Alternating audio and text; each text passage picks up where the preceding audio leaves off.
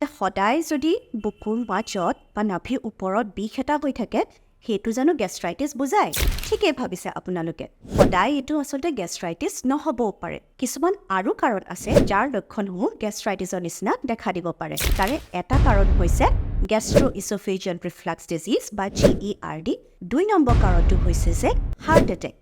ঠিকই শুনিছে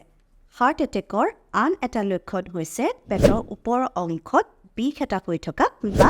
জ্বলা-পোৰা কৰি থকা যদি আপোনাৰ ডায়েবেটিছ আছে বা যদি আপোনাৰ প্ৰেছাৰৰ অসুবিধা আছে তেতিয়াহ'লে পেটৰ ওপৰৰ অংশ বিষ বা জ্বলা-পোৰা কৰি থকাটো আচলতে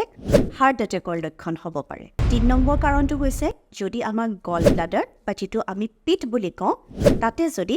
পাথৰ হয় এই মেডিকেল কণ্ডিশ্যনটোক আমি কওঁ গল ব্লাডাৰ ষ্টোন বা গল ষ্টোন আৰু 4 নম্বৰ কাৰণটো হৈছে পেংক্ৰেটাইটিছ যিটো আমাৰ আন এটা অৰ্গেন সেই পেংক্ৰেটাইটিছটো কিবা কাৰণে যদি ফুলি যায় এই কণ্ডিশ্যনটোক আমি কওঁ একিউট পেংক্ৰেটাইটিছ এই 4টা কণ্ডিশ্যনত মনত ৰাখিব যে আপোনাৰ লক্ষণসমূহ গেষ্ট্ৰাইটিছৰ নিচিনাই হ'ব পাৰে আৰু সেইকাৰণে আপুনি গেষ্ট্ৰাইটিছ বুলি ভাবি এই লক্ষণসমূহ অৱহেলা নকৰিব